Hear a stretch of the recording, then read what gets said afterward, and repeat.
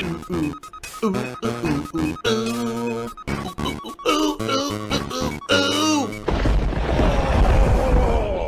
Phil to tell you more.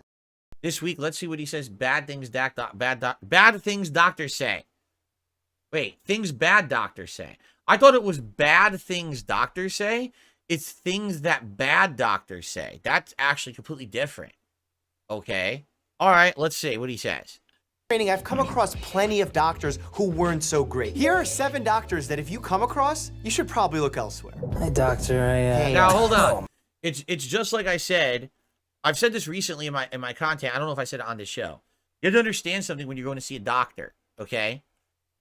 When these doctors went to med school, okay, there were some doctors that were straight A students. Man, they aced everything. They were absolutely great academics, but also in the labs and everything, they could do everything. They learned, experienced. They're great doctors, right? And then guess what? There were doctors who still got their doctorate, and they had a D- average. The D- doctors, they're out there.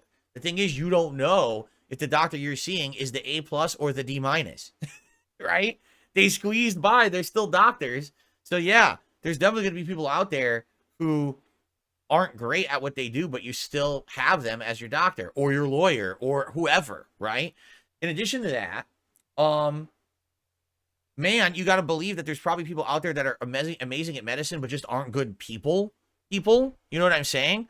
Like, they know exactly what the facts are, but they don't know how to present them in a way that's like morally, emotionally good for a person. Like, imagine if you're a doctor and you have to break it to someone that they're dying of cancer.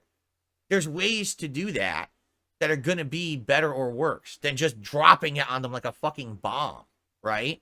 So, there you go. It's more likely that you have the common cold or perhaps the flu, but we'll obviously test you for other viruses and bacteria just to make sure we're not missing anything. Right, so Mr. you always... Harbour, what's... Pause, please. You always present the most common thing first.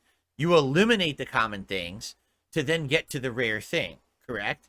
If you didn't understand his reference to House, so in the House MD, the whole idea is that this guy is a brilliant doctor, Dr. House, and he has a team of people under him, and they're always presented with the most weird, rare cases no one can figure out, and so they really have to think outside the box to what is the actual diagnosis, and the entire episode would be like, they try this, they try that, there's this weird thing, they're convinced it's this, they go to treat it, no, it's not, something else happens, and it's weird because it's supposed to be like medical drama. In reality, most medical cases are not drama, so the fact that every episode is a medical drama is just ridiculous, you know? So he's right. You shouldn't jump to the most ridiculous conclusion. At the same time, I don't think many doctors would ever do that, because you would basically create yourself so many problems. Like, for example, could it be that someone who went into his office had smallpox? I mean, yeah, it could be a possibility. It's an insanely rare possibility because smallpox was all but eliminated from the world a while ago. So it's a very insanely tiny, rare case that there would be smallpox, but you have to eliminate all the common things first. You get rid of the most likely scenario first before you get to the ridiculous, over-the-top, rare scenario. Or else, what are you doing? Like, you know what I mean? Like, that's basically the opposite of diagnoses, of how to do it right. So, I understand what he's saying. That's a bad doctor. Yeah, but is that any doctor? Would any doctor want to immediately jump to the most ridiculous thing? I don't think so. I guess I understand that's why it would be a bad doctor, but would anyone who actually does this for a job do that? I don't think so. Maybe that's what's going to be. These are just the most insane cases that would never really happen. I haven't had this happen to me specifically, but I've been doctors where they basically want to get all your information into their system, and so they talk to you, but then they just keep typing. And it's like, could you just do that later? Like, could you, like, maybe listen to me and take notes and try to help me and then later put my information into your database? But I think what it is, sadly, it's like I just said. You got the doctors that are the A+, you got the doctors that are the D-. And I think that there's some doctors that are working for lower-end healthcare, government-provided, lower-end health insurance coverage, and those doctors are so crunched for time, they literally are going to see an insane amount of patients in one day, so they don't even have the time to, like, treat you nicely, have a conversation. They just got to immediately get your information, get it in the system, try to help you onto the next, right? At least I've gotten that I've gotten that vibe before. So maybe that would be the situation with this doctor just in there and hurry up and then get you the fuck out, and then they would be like this. And if you don't have that, you don't have anything. This is how it should. Well, I will say this though. All right? Let's say you go to the doctor and the doctor literally says, "Okay, here's your problem. You need more exercise. You need to eat healthier. You need to have this plan in effect." And then you go a year, you go back next year, and you didn't do those things. I mean, I don't think the doctor should shame you, but the doctor has the right to say, so just so you know, this is what we talked about last year. It's a year later. None of it's happened. So your condition won't improve until you take action. I think the doctor has the right to say that. And sadly, I feel what it is, a lot of people today are so fucking sensitive, especially about things like weight. They don't want to be told to their face that they're weak or they're doing something wrong and they didn't listen. So they just can't take, oh my God, wait, what? I'm obese? They can't even take, what? What did you just say to me? I'm obese? Ah, I'm offended. I'm out of here, right? It's like, they shouldn't shame you, but at the same time, you're not going to the doctor to get your ass kissed. You're going there for medical opinions and medical advice and help. Do you want them to fucking lie? So if you go to the doctor and they say, oh no, you're fine. 350 pounds? Oh, you're fine. And then you die the next year. Isn't that the doctor's fault because they didn't tell you the truth?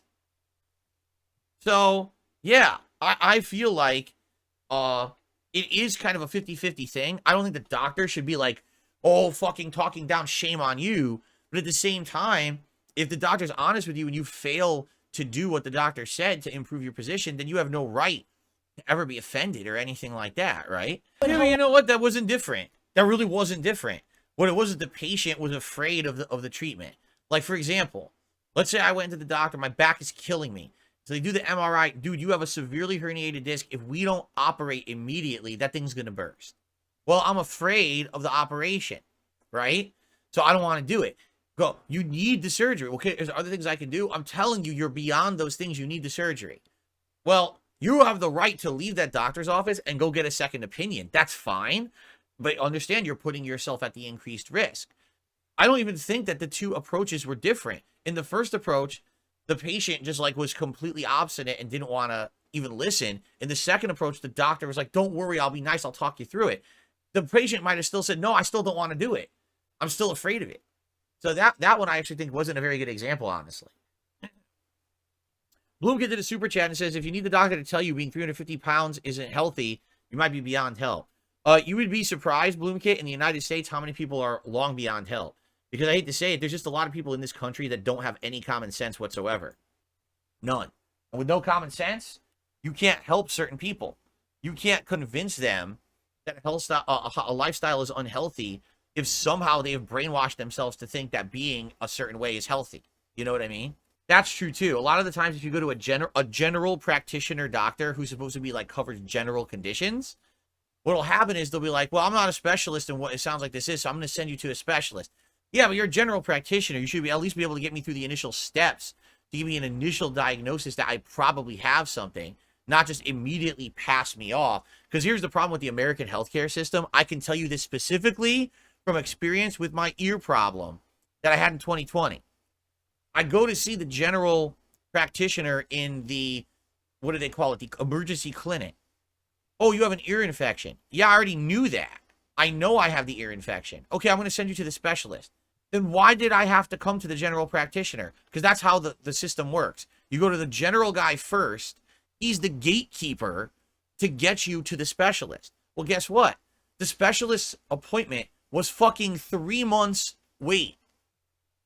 Do you think I still had the ear infection 3 months later? Right? By then, I had already figured out if I just stop wearing headphones and I don't use Q-tips anymore, the ear infection will go away. So by the time that I can actually get to the referral guy, the specialist, I don't need them anymore.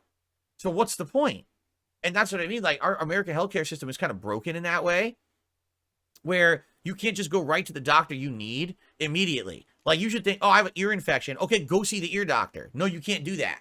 You got to go to the general guy who then passes you on, and now you got to wait months. Like, this is stupid as shit. Just let me go right to the fucking doctor who's the specialist for my issue, right?